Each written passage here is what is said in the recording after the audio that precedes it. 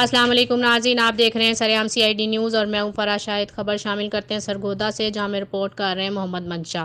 ان کا کہنا ہے سگے بھائی نے جھوٹا گارڈین بنا کر فوت ہوئے بھائی کے بیٹے اور بیوی کو دربدر کی ٹھوکریں کھانے پر مجبور کر دیا۔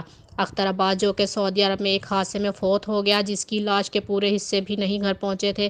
اختر عباس کی ماں اور بھائیوں نے جھوٹا گارڈین بنا کر اختر عباس کی بیوی اور بیٹے کو انہی کے گھر سے نکال دیا، جبکہ دوسری طرف اس کی بیوی اور بیٹے کا کہنا تھا کہ ہمیں انصاف چاہیے، حکومت وقت ہمیں ہمارا حق دے اور انصاف کے تقاضے پورے کرے۔ اس کے بیٹے نے اپنے بیان میں کہا ہے کہ ہمیں لوٹنے والے کوئی نہیں، ہمارے گھر والے ہیں۔ میرے سکے چچا نے میرے ساتھ زیادتی کی ہے، نہ صرف انہوں نے ہمیں لوٹا ہے بلکہ ہمیں اب جان سے مار دینے کی دھمکیاں بھی دے رہے ہیں۔ ہم جناب chief justice of Pakistan army chief Qamar Javed Bajwa وزیر اعظم پاکستان سے اپیل کرتے ہیں ہمیں انصاف فراہم کیا جائے۔ مزید تفصیلات ہمیں بتا رہے ہیں علی محمد۔ میں نے جب ان کے گارڈین کو چیلنج کیا تو وہ جج صاحب بہت مہربان اور نہایت ہی جو ہے نا اچھے اخلاق کے مالک ہیں۔ انہوں نے جب ان کو دبیچا تو اب وہ طریقوں پر بھی نہیں آتے، اور ان کا ایک وکیل ہے جس نے رشوت کا بازار گرم کر رکھا ہے، ملک عمران قادر۔